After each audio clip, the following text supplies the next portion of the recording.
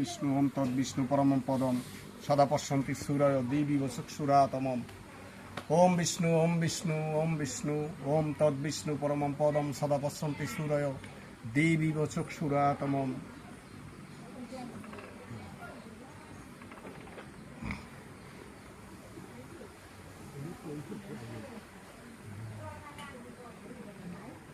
ওম অপবিত্র পবিত্র বা সর্বাবস্থান কত ক্রীড়া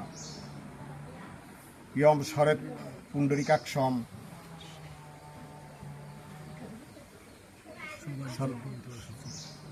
বাহ্যভ্যন্তর সূচি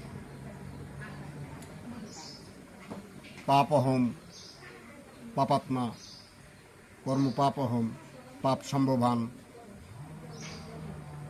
ত্রাহি মাম পুণ্ডরিকাক্ষম সর্বপাপ হরহরি। সংক্ষেপ করি। জয় জয় শ্রীকৃষ্ণ চৈতন্য প্রভু নিত্যানন্দ শ্রী অদ্বৈত গদাধর শ্রীবাসাদি গৌর ভক্তবৃন্দ। হরে কৃষ্ণ কৃষ্ণ কৃষ্ণ হরে হরে হরে রাম রাম রাম হরে হরে। হরে কৃষ্ণ কৃষ্ণ কৃষ্ণ হরে হরে হরে রাম রাম রাম হরে হরে।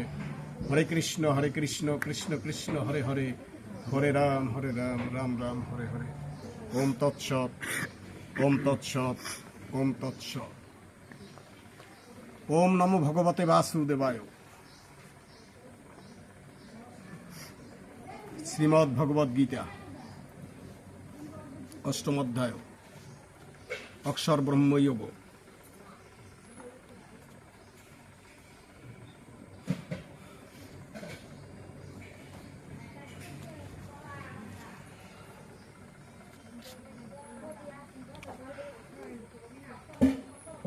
মূলত তো অক্ষর ব্রহ্ম যোগ জানার আগে আগের অধ্যায়টা জানা দরকার, নইলে এইখানে ঢোকাই যায় না। বিষয়টা এমন, কারণ জ্ঞান বিজ্ঞান যোগ না জানলে অক্ষর ব্রহ্ম যোগে যাওয়া যায়। আমার যদি জ্ঞান বিজ্ঞানের বোধেই না থাকে তাইলে অক্ষরের জ্ঞান কি করে আসবে? তো সে কারণে আমি শেষ শ্লোকটা একটু উচ্চারণ করি। জ্ঞান বিজ্ঞান যোগে বলা তো যাবে না, তো স অধিভূতং অধিজৈব অধিদৈব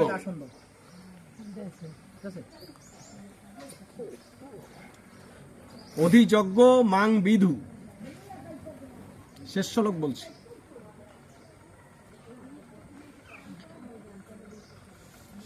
প্রাণকালে অপি চ অধিযজ্ঞ বিধুর চেতস। আসলে অক্ষর ব্রহ্মযোগের যে সর্বশেষ শ্লোকটি, সেই শ্লোকটি দিয়েই মূলত অক্ষর ব্রহ্মযোগের সূত্রপাত করে দিয়েছে।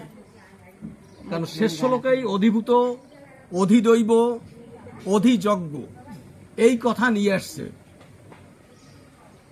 যে অধিভূত কি, অধিযজ্ঞ কি, অধিদৈব কি, এবং মৃত্যুকালে যে এই সমস্ত জানতে পারে তার ব্যবস্থা কি। এ দিয়েই মূলত অক্ষর ব্রহ্মযোগ শুরু।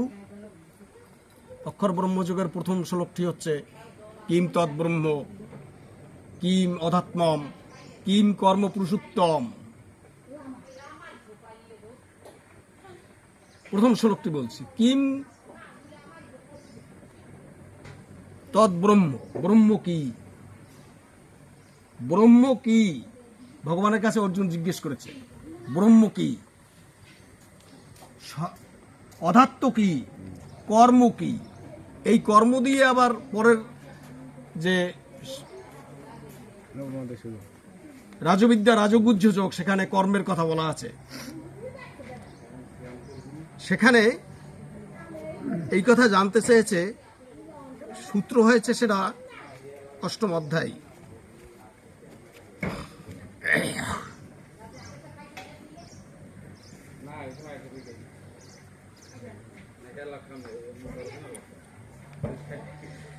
অক্ষর ব্রহ্মযোগ। অর্জুন উবাচ কিম তদ্ব্রহ্ম কিম অধ্যাত্মম কিম কর্ম পুরুষোত্তম।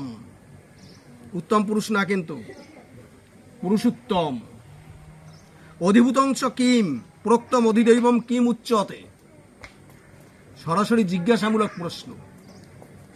ভগবানের কাছে জানতে চাইছে অর্জুন, ব্রহ্ম কি, অধ্যাত্ম কি, কর্ম কি। পুরুষোত্তম মানে পুরুষ শ্রেষ্ঠ, একমাত্র ভগবানকে বুঝায়। পুরুষ শ্রেষ্ঠ যিনি, পুরুষোত্তম মানে পুরুষ শ্রেষ্ঠ যিনি, অর্থাৎ তিনি একাই পুরুষ। পৃথিবীতে আর সবাই প্রকৃতি, কারণ তার জন্ম নাই, মৃত্যু নাই, তিনি কিছু সৃষ্টি করেন না, এ কারণে তিনি পুরুষ। আর যারা সৃষ্টি করেন, যেন আমরা সৃষ্টি করি না। আমি পার্থিব জগতের পুরুষ, কিন্তু আমি তো সৃষ্টি করি না। সুতরাং অধ্যাত্মবিদ্যায় যারা সৃষ্টি করে সবাই প্রকৃতি। এই জন্য একমাত্র ভগবান পুরুষ, আর আমরা বাকি যারা আছি সবাই প্রকৃতি। অধিভূতং চকিম, অধিভূতই বা কি? প্রক্তম অধিদৈবম, প্রক্তম মানে আমাকে বলো, অধিদৈব কি, কিম উচ্চতে, কি বলা হয় তাকে, কেন বলা হয়? অধিযজ্ঞ, অধিযজ্ঞ কি? কথং কোত্র দেহস্মিন, হয় মধুসূদন। মধুসূদন কথা বহুবার বলছি, মধুসূদন। আমাদের ধারণা হচ্ছে যে মধু কৈটব নামে দুইটা অসুর ছিল, তাদেরকে হত্যা করছে, সেই কারণে মধুসূদন বলা হয়। আসলে স্বাভাবিক কথা। মধু শব্দের অর্থ হচ্ছে মায়া, সুদন মানে হত্যা করা। মায়া যার নাম লইলে মায়া হত্যা হয়, অর্থাৎ মায়া দূরে যায়, তিনি মধুসূদন। বোঝা গেল তো? মধু শব্দের আরেকটি অর্থ হচ্ছে মায়া, সুদন মানে দূরীভূত হওয়া, মায়া দূরীভূত হয়। শাস্ত্রে আমাদের বলা আছে, মায়াম তু প্রকৃতিম, মায়াই হচ্ছে প্রকৃতি, মায়াই হচ্ছে প্রকৃতি। সুতরাং যত সময় আমাদের মায়া আছে তত সময় আমাদের কিছুই হবে না, ধর্মকর্ম কিছুই হবে না। মোক্ষ তো দূরের কথা, ধর্মকর্ম হওয়াই কঠিন। প্রাণকালে চ কথম গেয়শ্রী নিয়ত আত্মভি, নিয়ত আত্মভি মানে সংযত চিত্ত ব্যক্তি, সংযত চিত্ত ব্যক্তি। বিদায় নিতে দাও, ভুলে গেছে। 700 পাঠ অবশ্যই দেওয়া লাগে, নইলে হয় না, মুশকিল। প্রাণকালে চ কথম গেয়সি নিয়ত আত্মভি, নিয়ত আত্মভি মানে আত্মা মানে আত্ম, নিয়ত আত্মভি যিনি সংযত চিত্ত ব্যক্তি। সংযত চিত্ত ব্যক্তি সেই ব্যক্তির কথা বলছে, যার চিত্ত সংযত না তার কথা না, কিন্তু যার চিত্ত সংযত তিনি হচ্ছে নিয়ত আত্মভি। সেই নিয়ত আত্মভি ব্যক্তি কিভাবে তোমাকে মৃত্যুকালে জানিতে পারে? কতগুলো প্রশ্ন করছে, একবারে 7টি প্রশ্ন করছে, 7টি প্রশ্ন। ব্রহ্ম কি, অধ্যাত্ম কি, কর্ম কি, অধিভূত কি, অধিদৈব কি, অধিযজ্ঞ কি, এই দেহে যে অধিযজ্ঞ হিসেবে আপনি আছেন সেইটা মৃত্যুকালে সংযত চিত্ত ব্যক্তিরা কিভাবে জানবে? 7টি প্রশ্ন একবার। আমি বারবার বহুবার এই কথা বলেছি যে গীতায় আমাদের 700 শ্লোক আছে। 700 শ্লোকের মধ্যে প্রকৃতপক্ষে অর্জুন কথা বলেছে 8 বার, 18 বার কথা বলেছে অর্জুন, 18 বার। তার মধ্যে 5 বার আছে তার প্রার্থনা, 5 বার আছে তার প্রার্থনা। তাহলে আর বাকি থাকে কয়বার? 13 বার। 13 বারের মধ্যে এইরকম জিজ্ঞাসামূলক আছে, জিজ্ঞাসামূলক আছে, আর আছে সংশয়াত্মক প্রশ্ন। বুঝাইতে পারছি? 3 ধরনের প্রশ্ন আছে অর্জুনের গীতায়। জিজ্ঞাসামূলক প্রশ্ন, এই যেমন জিজ্ঞাসা করছে সরাসরি, আর একটা হচ্ছে প্রার্থনামূলক প্রশ্ন, আর একটা হচ্ছে সংশয়াত্মক প্রশ্ন। সেই 13টি প্রশ্নের মধ্যে 13টি রয়ে গেছে না, 5টি গেল। 13টির মধ্যে আবার 2 ভাগ আছে, গৌণ প্রশ্ন আছে, গৌণ প্রশ্ন আছে, গৌণ প্রশ্ন আছে, মুখ্য প্রশ্ন আছে। গৌণ প্রশ্ন একটি, তাইলে থাকে কয়টি? 12টি। 12টির মধ্যে 3টি সংশয়াত্মক প্রশ্ন, 3টি সংশয়, মানে সরাসরি সংশয় তৈরি হয়েছে প্রশ্নে। প্রশ্ন করার পরে অর্জুনের সংশয় তৈরি হয়েছে, সেই 3টি প্রশ্ন হয়েছে 3য় অধ্যায়ের প্রথম প্রশ্ন, 5ম অধ্যায়ের প্রথম প্রশ্ন, অষ্টাদশ অধ্যায়ের প্রথম প্রশ্ন। এই 3টি প্রশ্ন হচ্ছে সংশয়াত্মক প্রশ্ন, এই ব্যাখ্যায় যাব না আজকে। আর বাকিগুলো হচ্ছে সব জিজ্ঞাসামূলক প্রশ্ন, যা জিজ্ঞাসামূলক প্রশ্ন সব উত্তর দিয়ে দিয়েছে সাথে সাথে। ওই 3টার কারণে মূলত গীতা সৃষ্টি। 3য় অধ্যায়ের প্রথম প্রশ্ন, জ্যায়সী চেত কর্মণস্তে মতা বুদ্ধির জনার্দন তৎ কিম কর্মণি ঘরে মাম নিয়োজয়সী কেশব। 1 নম্বর প্রশ্ন, যে তুমি বলছো যে কর্মের চাইতে বুদ্ধি শ্রেষ্ঠ, তাইলে তুমি আমাকে কেন এই হিংসাত্মক কর্মে নিয়োগ করিতেছো? কি বলি না আমরা কথা? গ্রামের মানুষও তো আমরা এরকম কথা বলি যে এইটা থেকে যদি এইটা ভালো হয় তাইলে তুমি আমাকে সেই হিংসাত্মক কর্মে কেন নিয়োজিত করছো। এর উত্তর কিন্তু ঠিকমতো দে নাই। আমার তো একটা প্রশ্ন আছে যে সব কইছে সমর্থন করতে, আবার 18 অধ্যায় 30 সালে কইছে যে কোন বুদ্ধি দ্বারা ভালো মন্দ বোঝা যায়, এই বুদ্ধি হলো সার্থক বুদ্ধি। ঠিক আছে, তো সব মন্দ সমর্থন করি, আবার ভালো বুদ্ধি হলে আকার করি দেবো সমর্থন করি না, ওর উত্তর এখন দেওয়া যাবে না। তাই এরকম 3টি প্রশ্ন আছে সংশয়াত্মক প্রশ্ন। ঠিক আছে, তো এগুলো হচ্ছে জিজ্ঞাসামূলক প্রশ্ন, ভগবান সাথে সাথে উত্তর দিয়ে দিয়েছে। প্রশ্ন কয়টি মনে আছে কিনা আপনাদের?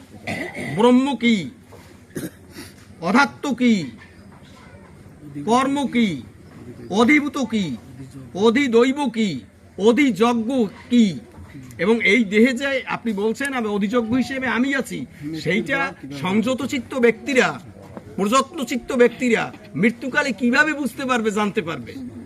শেষের প্রশ্নটা ভয়ানক, তাই কিনা?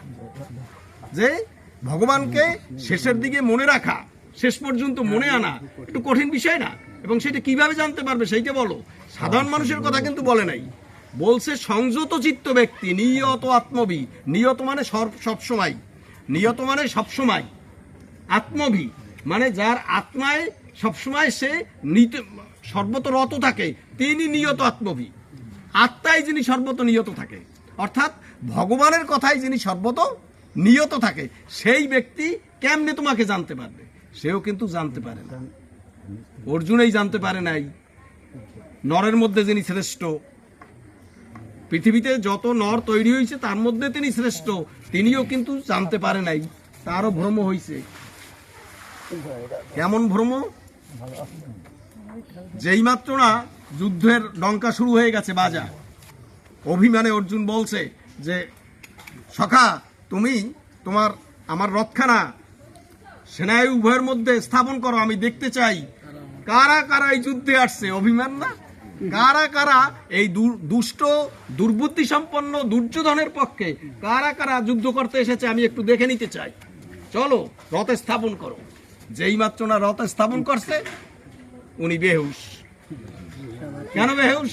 উনি দেখে সামনে সব আত্মীয় স্বজন, বিশ্ব উপস্থিত, গুরু উপস্থিত, তাই না, কর্ণ উপস্থিত, আত্মীয় স্বজন, মাতুল মানে শালা সম্বন্ধী জ্ঞাতি সব উপস্থিত, কোনো মানুষের অভাব নাই।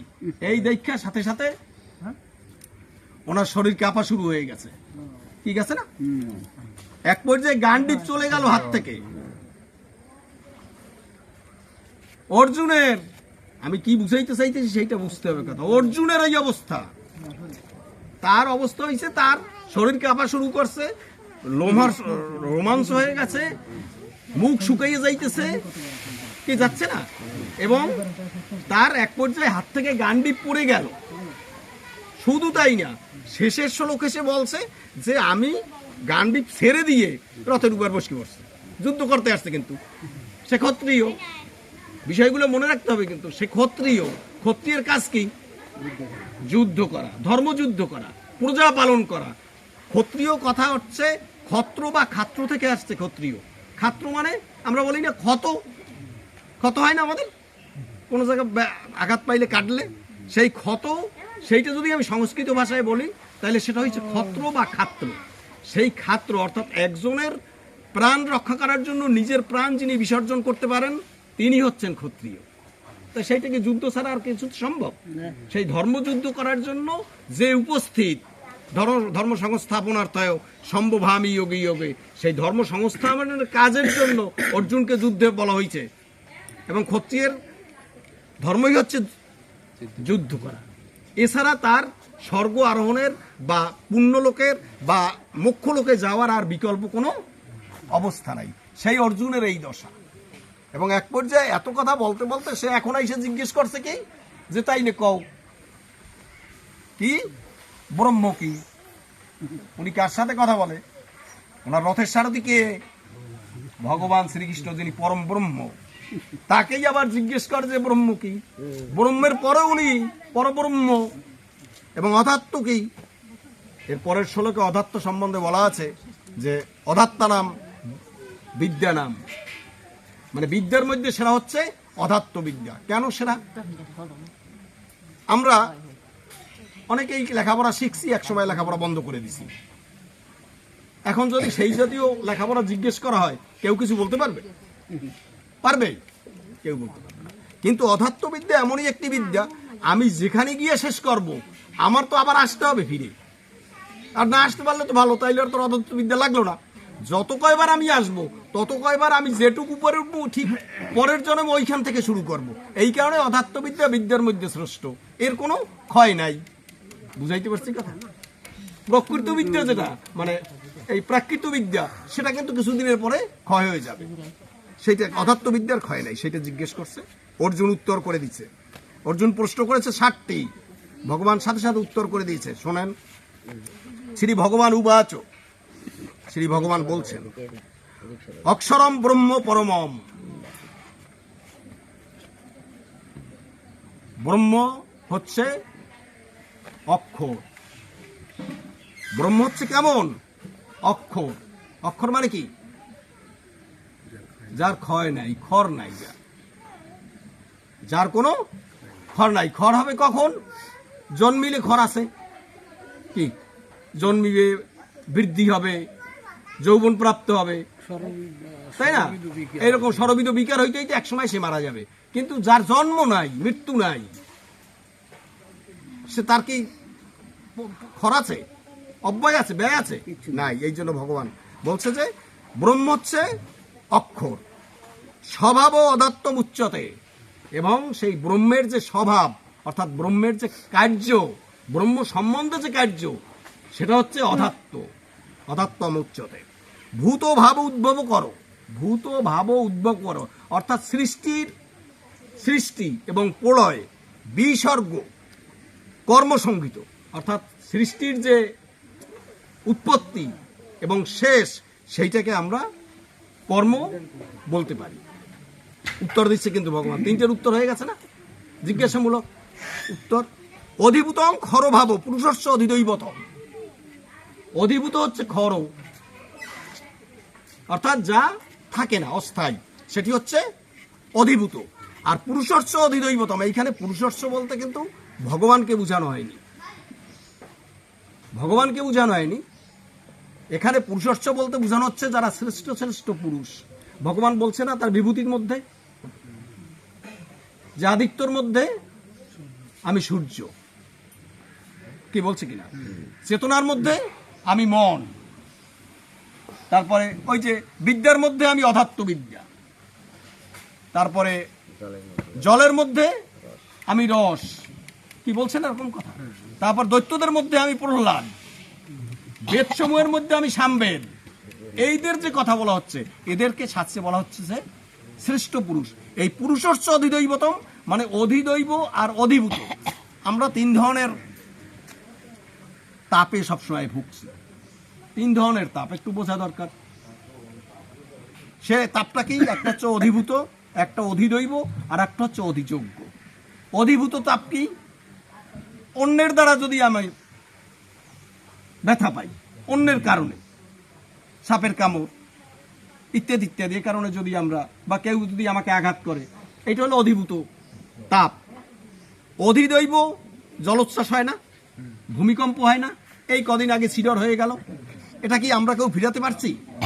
এটা দৈবক্রমে হয়েছে, এই জন্য এটাকে অধিদৈব বলা হয়। আর অধিযোগ্য হচ্ছে, এটা আবার 2 ধরনের আছে। একটা হচ্ছে শারীরিক, আর একটা হচ্ছে আধ্যাত্মিক। কেউ না কেউ শারীরিক কারণে ব্যাধিগ্রস্ত আছে। শাস্ত্রে কথা বলা হয়েছে যে যারা শারীরিকভাবে কঠিন ব্যাধিতে আক্রান্ত, এটাও কিন্তু ভগবানের প্রদত্ত। এই যে শারীরিক কষ্টটা, শারীরিক ব্যাধিটা, এটাও কর্মফলের জন্য হয়। কিন্তু শাস্ত্রে বলা হয়েছে, আমি বলছি না, শাস্ত্রের কথা। আর হচ্ছে আধ্যাত্মিক কারণ। আধ্যাত্মিক কারণটাও, আধ্যাত্মিক যে ব্যথা, এই যে আমরা এইখানে যাচ্ছি না সবাই আজকে, আমাদের মনের মধ্যে কিন্তু একটা কষ্ট আছে। কষ্ট আছে না? নইলে এই সাধু সঙ্গে কেন আসবো? না আসলে তো পারতাম। এইটা প্রাপ্তির জন্য আমাদের এখানে আসা, সেটাও একটা কষ্ট। সে এই তিনটে তাপকেই যিনি বিনাশ করতে পারেন, তিনিই হচ্ছেন সচ্চিদানন্দ বিগ্রহ। তিনিই হচ্ছেন সচ্চিদানন্দ বিগ্রহ। ভাগবতের শ্লোকটি একটু উচ্চারণ না করলেই না এখন। সচ্চিদানন্দ রূপায় বিশ্ব উৎপত্তি আদি হেতবে তাপত্রয় বিনাশায় শ্রীকৃষ্ণায় বয়ম নমু। কেমন শ্লোক! যিনি বিশ্ব ব্রহ্মাণ্ড তৈরি করেছেন, সেই সচ্চিদানন্দ বিগ্রহ, যিনি তাপ বিনাশ করতে পারেন, এই তিন ধরনের তাপ যিনি বিনাশ করতে পারেন, সেই শ্রীকৃষ্ণকে আমি প্রণাম জানাই। ভাগবতের শ্লোক। তো সেইখানে বলছে যে অধিভূতং খরভাব। অধিভূত যেমন আমরা কি থাকবো এখানে? আমরা খর। পুরুষর্ষ অধিদৈবতম। পুরুষর্ষ বুঝতে পারছি আমরা কথাটা, অর্থাৎ শ্রেষ্ঠ পুরুষ যাদেরকে বোঝানো হয়েছে, ভগবান ইন্দ্র, বরুণ, এদের কথা বলছে না? আদিত্য, এদের কথা বলছে এরা। অধিযজ্ঞ অহম এব অত্র দেহে দেহ ভৃতাং বর। দেহ ভৃতাং মানে দেহর মধ্যে, ভৃতাং মানে ভিতরে। দেহ মধ্যে যে প্রত্যেকটি দেহের মধ্যে আমি আছি, সেই আমি হচ্ছি অধিযজ্ঞ। সে কি হিসাবে আছে? বর হিসেবে আছে। বর মানে শ্রেষ্ঠ। এখানে বর বলতে বর বোঝানো হচ্ছে কি, এই প্রত্যেকটি মানুষের, প্রতিটি সর্বভূতানি, এই সর্বভূতের যে আমি আছি, সেই সর্বভূতের দেহে যে আমি আছি, ভিতরে যে আমি আছি, সেই আমি হচ্ছে অধিযোগ্য, এবং সেই আমি হচ্ছি সবার শ্রেষ্ঠ। বোঝাইতে পারলাম? তা প্রশ্নের উত্তর হয়ে গেছে না সব? এখন ওই তিনটার উত্তর কিন্তু শেষ, 6টার উত্তর শেষ। শেষ উত্তরটি বাকি আছে। প্রাণকালে চ কথম গেয়সি নিয়ত আত্মভি। মৃত্যুকালে কিভাবে সংযত চিত্ত ব্যক্তিরা তোমাকে স্মরণ করতে পারবে? এ প্রশ্নের উত্তর হয়নি, কিন্তু এখনো হয়েছে। এই উত্তর 4 নম্বর শ্লোক থেকে শুরু। অন্তকালে চ মামেব শরণ মুক্তা কলে বরম। উচ্চারণটা কিন্তু স্মরণ, আগের ভাবে বললাম আর কি। শরণ মুক্তা কলে বরম ইয় প্রয়াতি সমদ্ভাবং জাতি নাস্তি অত্র সংশয়। অন্তকালে চ মাম এব শরণ মুক্তা কলে বরম। অন্তকালে মানে মৃত্যুকালে, চ এবং মাম এব মানে আমাকে, শরণ মুক্তা কলেবরম মানে দেহ নাশ করবে, যার দেহ ত্যাগ করবে আমার কথা স্মরণ করতে করতে। য প্রয়াতি যিনি প্রাণ লাভ করবেন, মদ্ভাবং জাতি তিনি আমার ভাব প্রাপ্ত হবেন, ন অস্তি অত্র সংশয় তাতে কোনো সন্দেহ নাই। এটি কি খুব সহজ কাজ? এটি কি খুব সহজ কাজ? তাইলে ওই আগের শ্লোকগুলো তো সব বন্ধ হয়ে যেত। কি বন্ধ হইতো না? আমরা সারা জীবন 16 বছর 17 বছর পর্যন্ত প্রথম থেকেই লেখাপড়া করি। এসএসসি পরীক্ষা হচ্ছে আমাদের মূল পরীক্ষা, তাই কিনা? মাধ্যমিক পরীক্ষা। সেই মাধ্যমিক পরীক্ষায় গিয়ে আমরা ফেল করে দিই। 16 বছর পর্যন্ত লেখাপড়া করছে, তারপরও। তাইলে আমি যদি 80 বছর বাঁচি, 80 বছরে কোনোদিনই ভগবানের নাম নিলাম না, মৃত্যুকালে আমার তার নাম মনে হয়ে যাবে? অসম্ভব, হবে না। অনন্যের চিন্তন তোমাম ইয়ে জনা পর্যুপাসতে তেসাম নিত্য অভিযুক্তা নাম যোগক্ষেমম বহম বহম। নিত্য অভিযুক্ত নাম। শ্লোকটি কেমন? নিত্যযুক্ত, নিত্যযুক্ত। তাই নিত্যযুক্তের পরে আবার অভি লাগে? অভিশব্দের অর্থ হচ্ছে সর্বত বা নিরত। মানে নিত্যযুক্তই তো বুঝায় না সবসময় যুক্ত, এরপরে আবার অভি লাগাই দিয়েছে। কেমন জ্ঞানী এরা! অর্থাৎ সর্বত সময় যে আমার সাথে নিত্যযুক্ত থাকে, সর্বত সময়। এই জন্য অর্জুনকে একটু পরেই বলছে তস্মাৎ সর্বসু কালসু মা মনুষ্যরম যুদ্ধ চ। সুতরাং সবসময় আমার নাম সবকালে সর্বসময় আমার নাম স্মরণ করে যুদ্ধ করো, তাইলে তোমার কোনো পাপ হবে না, কিছু হবে না তোমার। একথা বলছে না? সেই জন্য বলছে যে যদি কেউ মৃত্যুকালে আমাকে স্মরণ করতে করতে, আমার নাম স্মরণ করতে করতে যায়, প্রাণ করে, তার দেহ ত্যাগ করে, তাইলে সে অবশ্যই আমার ভাব প্রাপ্ত হবে, এতে কোনো সন্দেহ নাই, না অস্তি অত্র সংশয়। যম যম বাওপি স্মরণ ভাবম তেজতি অন্তে কলেবরম তম তম এব ঐতি কন্তেও সদা তদ্ভাব ভাবিত ইয়ম ইয়ম বাওপি স্মরণ ভাবম, যে যে ভাবে স্মরণ করে তেজতি অন্তে কলেবরম, তার দেহ ত্যাগ করে, তেজতি অন্তে কলেবরম অর্থাৎ তার দেহ ত্যাগ করে, তম তম এব ঐতি কন্তে, হে কুন্তি পুত্র। অর্জুনের তো কুন্তিভুজের কাছে মানুষ হয়েছিল অর্জুন, মানে পালিত মা, তার নাম কুন্তিভোজ, এই জন্য তার নাম হচ্ছে কন্তেয়। তম তমেব বৈতি, সে সেইভাবে হে কুন্তিপুত্র সদা সর্বদা তদ্ভাব ভাবিত, সেইভাবে ভাবপ্রাপ্ত হয়। একথা আমরা জানি। জড়ভরতের কথা, জড়ভরতের কথা, যে ভগবানের সাথে তার সরাসরি যোগাযোগ ছিল, তিনি একটা হরিণছানার প্রতি এমন ভাবেই আসক্ত হয়ে গিয়েছিলেন যে মৃত্যুকালে ওইটার কথা ভাবতে ভাবতে মরছে। মৃত্যুকালে ওইটা মানে এত আসক্ত। আমাদের শাস্ত্রে একটি উপাখ্যান আছে, সেটি হচ্ছে যে আমাদের ইন্দ্র তো খুব স্বর্গের রাজা না, রাজারা একটু অস্বাভাবিক হয়, এটা বিশ্বাস হয়। যার বেশি একটু ধন সম্পদ থাকে সে একটু আলাদা প্রকৃতির হয়। তাই উনি স্বর্গের রাজা, উনি অভিশাপ প্রাপ্ত হয়ে চলে আসছেন, আইসা শুকর হয়েছে, শুকর। উনি এরকম কাজ বহুবার করেছেন আমাদের ইন্দ্র, এরপরে সোজা হয় না উনি। তো উনি শুকর হয়েছে, অনেকদিন ওই শুকর হয়েছে, শুকরি বিয়েটা করছে, বাচ্চা টাচ্চা আছে, খুব আনন্দেই আছে। এখন দেবগুরু বৃহস্পতি ভাবতেছে ওরে কত কাল ওরকম রাখবো, গিয়ে দেখি না ওর কাছে, দেখি আসতে চাই কিনা। তো উনি চলে আসছেন দেবগুরু বৃহস্পতি, আইসা বলছে কেমন আছো টাছো, মানে সবাই তো সবাইকে জানে, জানে না। এখন তাকে স্বর্গে নিয়ে যাবে, আবার তাকে ফিরিয়ে দেবে রাজত্ব, কিন্তু উনি যেতে চাচ্ছেন না। কেমন শুনতে লাগে আপনাদের? ইন্দ্র হইছে শুকর, বাচ্চা কাচ্চা নিয়ে সুখে আছে, সে তার রাজত্বে ফিরে যেতে চায় না। আমাদের কথা কি? আমাদের কথা কি? কারণ কি? ইন্দ্রিয় মাত্রা স্পর্শ কন্তেও শীতষ্ণু সুখ দুঃখদা আগাম অপাইন অনিত্যস্ত তাং তিতিক্ষস্য ভারত। কেমন শ্লোক! মাত্রা স্পর্শ কন্তেও, হে কুন্তি, মাত্রা স্পর্শ দেহের সাথে, ইন্দ্রিয়ের সাথে যখন সংযোগ হয় তখন শীত উষ্ণ সুখ দুঃখ অনুভব করি, এবং এটা আগাম অপিয়ান, আসে এবং যায়, অনিত্য, এ নিত্য না, অনিত্য, এটা নিত্য না। তাং, তাই তুমি তিতিক্ষস্য, এটা সহ্য করো, হে ভারত, হে ভরতবংশীয় অর্জুন। ভারত শব্দের আর একটা চমৎকার অর্থ আছে। ভা মানে জ্ঞান, প্রজ্ঞা, রত, যিনি রত আছেন জ্ঞানে, জ্ঞান জ্ঞান আহরণে যিনি রত আছেন তিনিও ভারত, শুধু ভরতবংশীয় বলে ভারত না।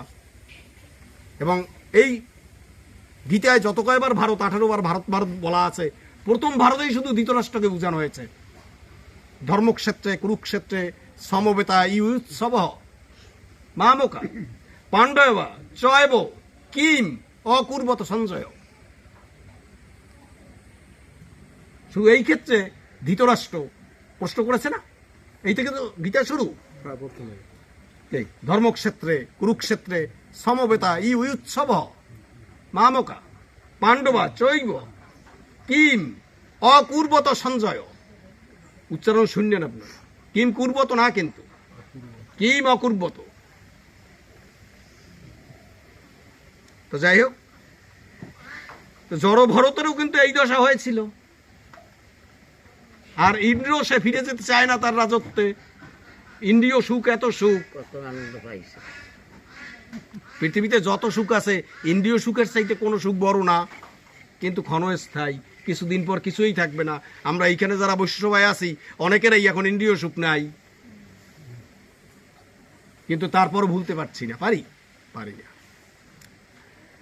তসমাৎ অতএব সর্বেষু কালেষু মানমুশ্রম যুদ্ধ চ, সুতরাং সবসময় আমাকে স্মরণ রেখে যুদ্ধ করো। মই অর্পিত মনোবুদ্ধির মাম এব ঐশ্বস্য অসংশয়, তুমি আমাকে মন বুদ্ধি অর্পণ করো। মই অর্পিত মনোবুদ্ধি, এখানে লেখা কিন্তু মর্যার্পিত, কিছুই বুঝতেন না আপনারা। মই অর্পিত মনোবুদ্ধি, মন এবং বুদ্ধি, এই যে মনের কথাটা বলি না, এইটা কিন্তু খুব দুরন্ত জিনিস। মন, এই যে আমরা এখনো এই সাধু সঙ্গে আছি না, আমাদের 64 রকমের সাধন আছে, 64 রকমের সাধনের কথা বলা আছে শাস্ত্রে। তার মধ্যে 5টি প্রধান, 5টি প্রধানের মধ্যে 1 নম্বর সাধু সঙ্গ। আমি একটা পাঠ শুনেছিলাম, তো বাচ্চা একটা ছেলে এক পাঠককে জিজ্ঞেস করেছে যে আমার তো সাধু সঙ্গে আসা লাগে না, আমি যদি শাস্ত্র বাড়িতে বসে শাস্ত্র পড়ি, শাস্ত্র জ্ঞানী হই, তাইলে আমার সাধু সঙ্গ লাগে কিসে? কি আমি প্রশ্নটা বুঝাইতে পেরেছি তো?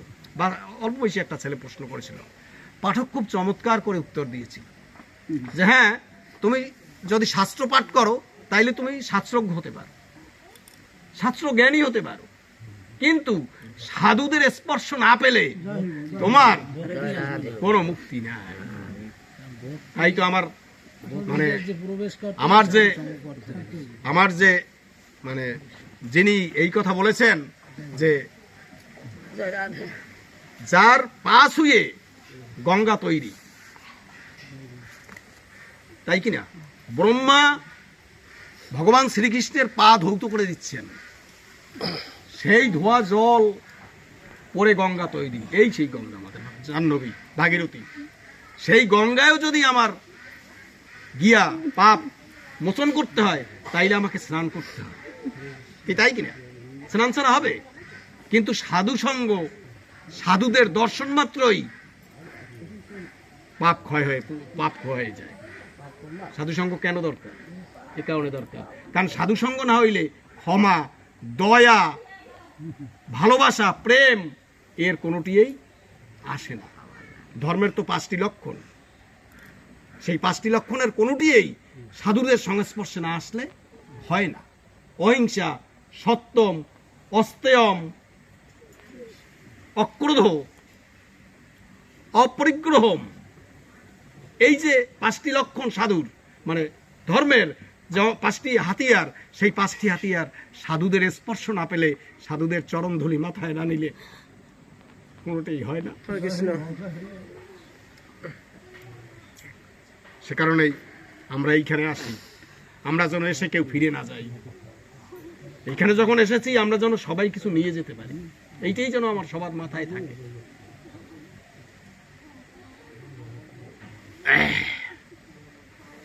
অভ্যাসযোগ ইউক্তেন চেতসা নন্য গমিনা পরমং পুরুষম দিব্যম ইয়াতি পার্থ অনুচিন্তয়ম। পার্থ অনুচিন্তয়ম, পার্থ চিন্তয়ম বলতে কোনো ক্ষতি ছিল কি? পার্থ চিন্তয়ম বলতে হইতো না? পার্থ মানে অর্জুন, পৃথার পুত্র বলে পার্থ।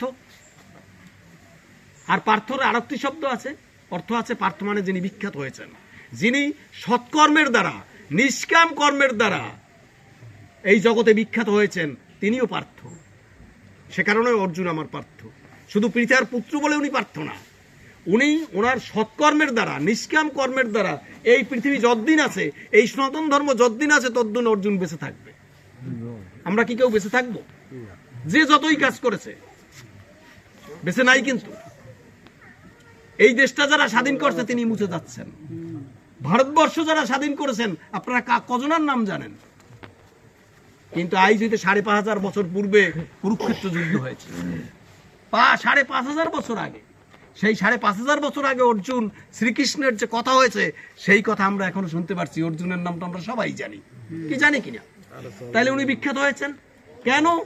সৎকর্মের দ্বারা, ধর্ম সংস্থাপনের দ্বারা এবং নিষ্কাম কর্মের দ্বারা, শাস্ত্র অনুযায়ী কর্ম করে। য শাস্ত্র বিধি উৎসর্য কার্য অকার্য ব্যবস্থিতই। আমি গীতার শ্লোক বলছি, 16তম অধ্যায় 25 নম্বর শ্লোক। ইয় শাস্ত্র বিধি উৎসর্য, অর্থাৎ শাস্ত্র বিধি বহির্ভূত যিনি কার্য বা অকার্য করেন, ন সা সিদ্ধিমাপ্নতি, তিনি সিদ্ধিলাভ তো দূরের কথা, ন সুখং ন পরম গতিম, তার সুখও নাই পরম গতিও নাই। সিদ্ধি তো দূরের কথা, সিদ্ধি মানে কি? তার আর আসতে হবে, ভগবানের পাদপদ্মে তার স্থান হয়ে যাবে, সেটা তো দূরের কথা, সুখও তার হবে না। তসমাৎ শাস্ত্র প্রামাণাম কার্যে ব্যবস্থিতই। সুতরাং আমাদের শাস্ত্র বিধি অনুযায়ী আমাদের সকলেরই কর্তব্য করা উচিত। শাস্ত্র বিধি বহির্ভূত যদি আমি কাজ করি, তাইলে সে কাজে আমার কিছুই হবে না, কোনো ফল লাভ হবে না। সেই জন্য বলছে অভ্যাস যুক্তেন চেতসা নৈন্যগামী না। চেতসা মানে চেতনা, চেতনা মানে চেতনাটা কার? আমি বলছি না, মনস্য চেতনা অস্মি, আমার যে সমস্ত চেতনার মধ্যে সেটাকে মন, সেই মনকে তুমি অন্য কোনো দিক যাইতে দেবে না। কিভাবে? অভ্যাস যোগে যুক্ত থেকে, অভ্যাস যোগে যুক্ত থেকে। আমি অনেক মানুষকে দেখেছি, বছর 2 আগে আমার ওইখানে একটা কীর্তনে বসছি, পিছনে পিছনের দিকে একটা লোক বসা দেখি, সে কীর্তন তো শুনছে, অজরে কান্না করছে, দূরে একা বসা, আমরা তো একটু কাছাকাছি বসি, উনি দূরে একা বসা, মানে কৃষ্ণ নাম করছে, অজরে কান্না করছে, ওদিকে কৃষ্ণ নাম শুনছে। তিনি কেমন কেমন অভ্যাস যোগে যুক্ত আছেন। সেই জন্য বলছে অভ্যাস যোগযুক্তেন চেতসা ন অন্যগামিনা। তোমার মনকে, চেতসা মানে তোমার মনকে, তোমার চেতনাকে অন্য কোনো দিক যাইতে দিবে না। সেইটা না যাইতে দেওয়ার একমাত্র উপায় হচ্ছে কি? তুমি অভ্যাস যোগে যুক্ত থাকতে হবে। পরম পুরুষং দিব্যম, তাইলে তুমি দিব্য পরম পুরুষের জাতি প্রাপ্ত হবে। পার্থ অনুচিন্ত, এইভাবে যদি তুমি তোমার চিন্তা সবসময়, অনুমানে কি? সর্বত পদার্থের ক্ষুদ্রতম কণাকে অণু বলে, অণুর ক্ষুদ্রতম কণাকে পরমাণু বলে, পরমাণুর ক্ষুদ্রতম কণাকে ইলেকট্রন, প্রোটন, নিউট্রন, পজিট্রন ইত্যাদি ইত্যাদি বলে। তাইলে সেরকম বলছে যে তোমার যে অনুচিন্তা, অর্থাৎ তোমার মন, যে আমি তোমাকে যে চিত্ত দিয়েছি, সেটা হচ্ছে এই চুলের অগ্রভাগের 10,000 ভাগের 1 ভাগ। এই যে আমি কথা বলছি, এইটার স্থায়িত্ব বুঝতে পারছেন তো? চুলের অগ্রভাগের 10,000 ভাগের 1 ভাগ। বালাগ্র শতভাগস্য শতদা কল্পিতস্য চ। সংস্কৃত ভাষায় চুলকে বালও বলা হয়, সেই জন্য বালাগ্র শতভাগস্য, অর্থাৎ চুলের অগ্রভাগ যদি শতভাগ করো, আবার যদি তুমি শতভাগ করো, এইভাবে যদি কল্পনা করো, 10,000 ভাগের 1 ভাগ, সেই হচ্ছে আমি, সেইটা হচ্ছে অণু। তাই সেটা অণু না? আমরা কি চোখে দেখতে পাই? সেইভাবে যদি তোমার পার্থ, তোমার চিন্তা সর্বদা এই অনুচিন্তায় আমার সাথে লিপ্ত থাকে, তাইলে তুমি নিশ্চয়ই পরম পুরুষ, দিব্য পরম পুরুষের, দিব্য পরম পুরুষ, দ্বীপ থেকে দিব্য, দ্বীপ থেকে দেবতা। এই জন্য দেবতাদের আবার আমাদের মতো হাত পাও নাই, কিন্তু চক্ষুকর্ণ নাই, কিছু নাই। ওই যে আমরা বানাইছো আমাদের সব কল্পনা, দেবতাদের কিন্তু কিছুই নাই, তাদের দেহ নাই। এই জন্য তাদের, এই যেমন আমি যদি সূর্যের আলো হেঁটে যাই, ছায়া পড়বে না? কি পড়বে কিনা আমাদের যদি সূর্যের আলো হেঁটে যাই? কিন্তু ভগবান বা এরা যদি হেঁটে যায়, কোনো ছায়া নাই। কোথায় তাইলে ছায়া তাদের? আমাদের দেহে, কায়ায়। চৈতন্য চরিতামৃতে স্পষ্ট বলা আছে যে ভগবানের ছায়া যদি তোমার কায়ায় তুমি অঙ্কন করতে পারো, তাইলেই তোমার পরম সাধনা হইল। কারণ তাদের এমনি ছায়া দেখা যায় না, অন্তরে তোমার ছায়া, ভগবানের ছায়া তোমার অঙ্কন করতে হবে, তাইলেই তুমি সেই পরম পুরুষের, দিব্য পরম পুরুষের গতি তুমি লাভ করতে পারবে, তাতে কোনো সন্দেহ নাই। কবিং পুরাণাম অনুশাসিতারাম অনুয়াংশ সম অনুস্মরত ইয়োগ সর্বস্ব ধাতরম অচিন্ত রূপম আদিত্য বর্ণম তমস পরস্তাদ। কঠিন শ্লোক। কবিং, কবিম উচ্চারণটা কবিম। কবিম মানে কি? সমগ, মানে যিনি বিশাল, পুরাণম মানে পুরাণ, নিত্য সর্বগত, শাশ্বত অয়ম, পুরাতন, ন হন্যতে, হন্য মানে শরীরে, মানে তিনি কেমন, অজ, নিত্য, শাশ্বত, পুরাণ। পুরাণ আর পুরাতনের মধ্যে কোনো পার্থক্য আছে? কি তাই পুরাতন হচ্ছে কি, তিনি কেমন, অজ মানে তার জন্ম মৃত্যু নাই, নিত্য, ধর্ম নিত্য, ভগবান নিত্য, সুখ দুঃখ নিত্য, এই জন্য আসে এবং চলে যায়। সেই যে বলছে কবিম পুরাণাম অনুশাসিতারাম অনুনিরামস অনুসর্য, অর্থাৎ তুমি এত বড় হইতে বড়, অনিমা লঘিমা এরকম তুমি বড়, যত সম্ভব বড় হইতে পারো।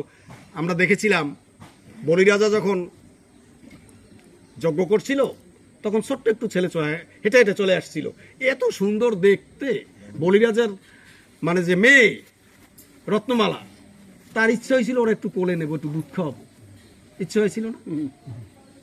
আর বলিরাজা একটুখানি সুন্দর ছেলে আসতেছে আমার দিকে, আসুক দেখি, ও ঠিক যজ্ঞ বরাবর এই হাঁটা শুরু করছে।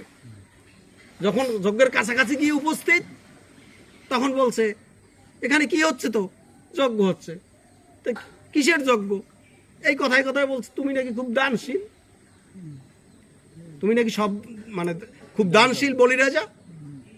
কথায় আছে দানে বলিবদ্ধ, শাস্ত্রে বলা আছে দানে বলিবদ্ধ, অর্থাৎ দান করে বলি সব শেষ গেছে। বলছে দাও তোমার আমাকে এক পাদ ভূমি দেও মাত্র, এত ছেলে ভগবান বামুন হয়ে এসেছিল, আমার এক পাদ দাও, তিন পদ দাও, তাই না? হ্যাঁ, দিতে গিয়ে সব শেষ। এরপরে এত বড় হয়েছে পা যে আর পার ছোট হয় না। সেই জন্য বলছে অনুরিয়াংশ অনুসর্য, ঠিক আছে? এই হচ্ছে। আর ওই যে রত্নমালা, ওই যে তার বাসনা, ওরা একটু কোলে লবে, কোলে লইছে পরের জন্মে আইয়া পুতনা, পুতনা, পুতনার দুধ মুখে দিয়েছিল না ভগবান। 6 দিনের দিন কিন্তু এই ঘটনা ঘটছে, 6ষ্ঠ দিনে, যেদিন আমরা ডাকডোল পিড়াই, ষষ্ঠী পালন করি না, সেই 6ষ্ঠ দিনের দিন কিন্তু এই ঘটনা ঘটছে। পুতনা যখন আসছে ভগবান তো টের পেয়ে গেছে, টের পাওয়ার পরে ভগবান কইছে না ওরে আমি দেখবো না, ভগবান চোখ বুঝকে বইছে, ঠিক আছে? এবং এত সুন্দর সেজে গুজে আসছে, যশোদা রুক্মিণী তারা ভাবছে ইনি নিশ্চয়ই কোনো দেবী হবেন, চিনতেই পারে না কেউ, মায়াবী তো। তাই যে এই ঘরের মধ্যে ঢুকছে দেখা যাচ্ছে ভগবানের কাছে যায়, আর ভগবান চোখ বুঝে বইছে। কেন? ও অবিদ্যা, ও দেখবে না তাকে, ও জীবনে কোনো ভালো কাজ করে নাই, তাকে দেখা যায় না। এই কথাগুলো কি খুব সাধারণ কথা মনে হয় আপনাদের কাছে? কাকে দেখতে বলছে? যার মধ্যে বিদ্যা আছে। কি বিদ্যা? অধ্যাত্ম বিদ্যা। যার মধ্যে অধ্যাত্ম বিদ্যা নাই তাকে দেখতে নাই, ভগবান দেখে নাই পুতনারে। আর একটা জায়গায় বলছে হরপ্রসাদ পোদ্দার যে যদি ভগবান তাকে দেখতে চাইতো, পুতনা তো মায়াবী, ওখান না চিনে ফেলতে পারতো, এই জন্য ভগবান চুপ করে রয়েছে। খাওয়াও, তুমি দুধ খাওয়াইতে আসছো তো আসছো। কিন্তু আপনাদের একটা ভুল আজকের ভেঙে দেই, আপনারা মনে করছেন ওর দুধে তো বিষ, বিষ না, যে ভগবান বিষ খেয়েছে তা না। কিন্তু ও কিন্তু রোষকে ডাকছিল তখন, রোষকে মহাদেব, মহাদেবকে ডাকছিল। মহাদেব আইসা ওই বিষ খাইছে আর উনি প্রাণ নিয়ে গেছে। বুঝাইতে পারছি বিষয়টা? উনি কিন্তু বিষ খায় নাই, এই জন্য মহাদেব বিষ খাইতে পারবে বলে চলে আয়। কারণ পরমেশ্বর ভগবান ওই 3 জনের তৈরি করে দিয়েছেন, ব্রহ্মা বিষ্ণু শিব, ভগবানের তৈরি, যে তোমরা এই কাজ করো, দায়িত্ব তোমাদের, কেউ সৃষ্টি করো, কেউ পালন করো, কেউ সংহার করো। তো সেই রকম ওই যে ভগবান নীলকণ্ঠ, ওই জন্য নাম আর একটা নাম আছে নীলকণ্ঠ। তো যাই হোক, সর্বস্ব ধাতারাম অচিন্ত রূপম, ধাতারাম গতির ভর্তা প্রভু সাক্ষী নিবাস শরণম সুরীপ প্রভব প্রলয় স্থানম নিধানম বীজমব্যয়ম পিতাহমস্য জগত মাতা ধাতা পিতামহ। পরের অংশে এই ধাতা থেকে ওইখানে আবার চলে আসছে ধাতারাম অচিন্ত রূপম, অচিন্ত রূপম মানে তার যে রূপ সেটা চিন্তা করা যায় না। অর্জুনের মতো লোকই তার রূপ দেখে পাগল হয়ে গেছে, ভয় পেয়ে গেছে, যে কি যে শত সহস্র সূর্য যদি একসময় আকাশে উদিত হয় তাইলে সেই আভাও সেই কিরণের কাছে কিছু না। দিবি সহস্র সূর্যস্য যুগপথ উত্থিত, এক সময়, যুগপৎ মানে কি একই সময় যদি সহস্র সূর্য আকাশে ওঠে, তাইলেও সেই দীপ্তিও এই ভগবানের দীপ্তির কাছে কিছু না, তুলনা করা যায় না, সাদৃশ্য না। তা সেই ধাতারাম অচিন্ত রূপম আদিত্য বর্ণম তমস বরস্তাৎ, আদিত্য মানে কি সূর্য, মানে শত শত সূর্যের যে বর্ণ, সেই বর্ণ তমস বরস্তাৎ, যে তমস মানে অন্ধকার। অর্থাৎ এটা দিয়ে বোঝানো হচ্ছে যে ভগবানের সেই নামকে যদি আমাদের হৃদয়ে আমরা ধারণ না করতে পারি, তাইলে আমাদের মধ্যে যে অন্ধকার আছে সেই অন্ধকার আর দূরীভূত হবে না। সেই দূরীভূতের একমাত্র নামই হচ্ছে ভগবানের নাম স্মরণ করা। তাইলে আমরা দিব্য জ্যোতি, অথচ সেই জ্যোতিটি কেমন দিব্য জ্যোতি, এত কঠিন জ্যোতি, অথচ কমল।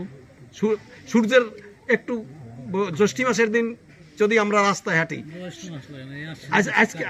আজকাল যে সূর্যের যে কিরণটা কেমন তীক্ষ্ণ না, কিন্তু এর চাইতেও যদি 10 গুণ চাঁদের কিরণ ওঠে, সেটি কেমন কোমল।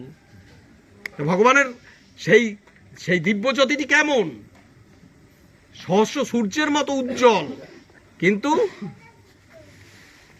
চন্দ্রের মতো কোমল শীতল। ডেটটা ছাড়াইছে, শেষ করি।